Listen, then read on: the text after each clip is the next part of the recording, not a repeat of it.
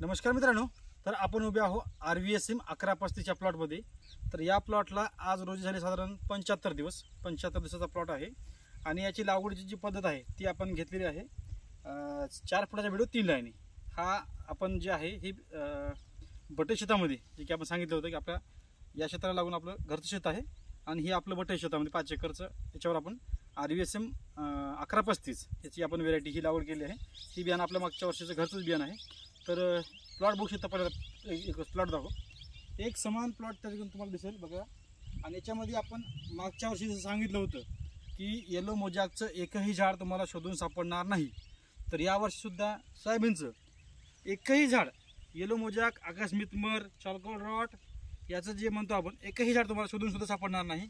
आणि तसं सापडलं तर आपल्याकडून 1 एकरचं बियाणं सुद्धा तुम्हाला फ्री देणार आहोत 1135 मध्ये। आणि 12-10 मध्ये सुद्धा तोच याच्यामध्ये फरक दिसते। 12-10 मध्ये सुद्धा येलो मोजॅकचं प्रमाण अजिबात नाही।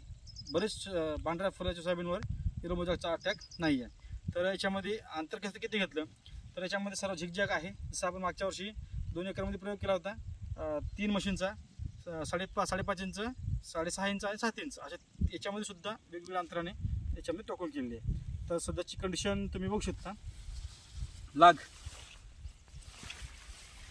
जबरदस्त लाग या ठिकाणी तुम्हाला बघायला मिळते। RVSM 1135 सर्वच सोयाबीनला आणि फुटवा तर जबरदस्त आहे, पाहू शकता।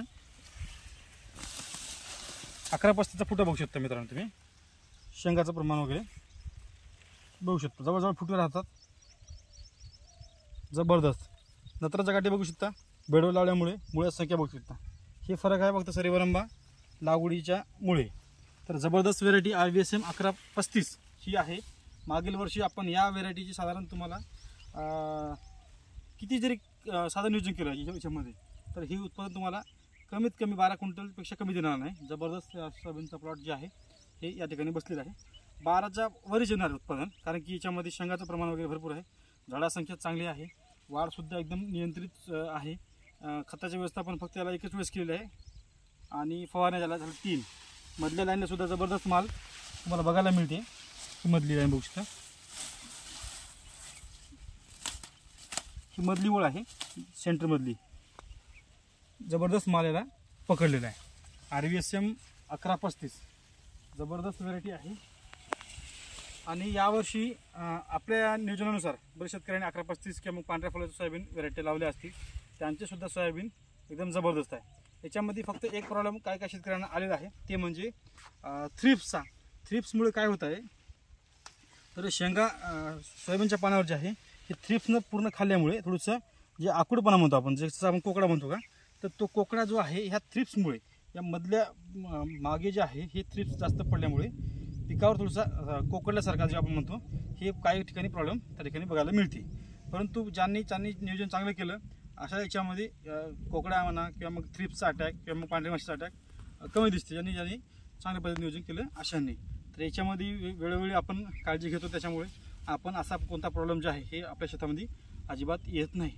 आणि आळीचं नियंत्रणसुद्धा तुम्ही चांगल्या पद्धतीने केल्यामुळे पानंसुद्धा चांगले एकदम फ्रेश दिसतात, तुम्हाला एकदम क्लिअर आहेत पानं, एकदम माझे डाग वगैरे नाहीत पानाला। आणि आपण जे फवारे सांगतो नेहमीच ते फवारे आपण वेळोवेळी घेतो, त्याच्यामुळे पानाला किंवा मग तांबेरा रोग किंवा मग टिक्का रोग किंवा मग करपा, शेंगकरपा हे जे रोग आहेत हे आपल्या सोयाबीनवर दिसत नाही, कारण की याचे नियोजन आपलं परफेक्ट राहते। आणि याच्यामध्ये विशेष म्हणजे आणखी खोडकिडासुद्धा नाही आहे।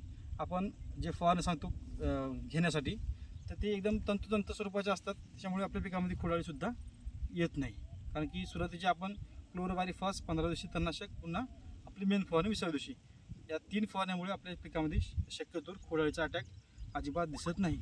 बरेच शेतकऱ्यांचे प्लॉट सोयाबीन 70 दिवसामध्ये खालून पिवळे पडणे अशा प्रकारच्यामध्ये दिसते, परंतु तुम्हाला याच्यामध्ये आत्तासुद्धा साधारण 70 दिवसांमध्ये बघू शकता एकही झाड तुम्हाला असं पिवळेपणा दिसत नाही, एकदम हिरवेगच्च हे जे प्रकार राहते हे तुम्हाला बरेच शेतकऱ्यांच्या सोयाबीनमध्ये तुम्हाला जास्त दिसते, पानगळ जे म्हणतो आपण हे, परंतु आपल्या शेतामध्ये असं प्रॉब्लेम नाही, कारण की नियोजन असतं त्याला चांगलं करणं, त्याच्यामुळे पानगळ जे आहे हे होत नाही। तर बघू शकता अजून एक प्लॉटची कंडिशन बघू शकता मित्रांनो, प्लॉट एकदम जबरदस्त, साधारण 4.5 ते 5 एकर असेल हा प्लॉट।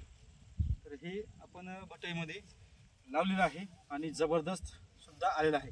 ज्यांना कोणाला प्लॉटवर यायचं आहे त्यांनी साधारण 7-8 दिवसानंतर यायचं गणपती पडल्यानंतर, कारण त्यावेळेस जे प्लॉट कंडिशन म्हणतो आपण दाणे तस भरलेले तुम्हाला बघायला मिळतील आणि लागसुद्धा चांगल्या पद्धतीने कशा पद्धतीचा लागला हे तुम्हाला चांगल्या पद्धतीने त्या ठिकाणी कळेल. म्हणून ज्यांना कोणाला प्लॉटवर भेट द्यायची असेल त्यांनी गणपती उठल्यानंतर म्हणजे साधारण 5 तारखेच्या नंतर सप्टेंबरच्या तुम्ही प्लॉटवर भेट देऊ शकता.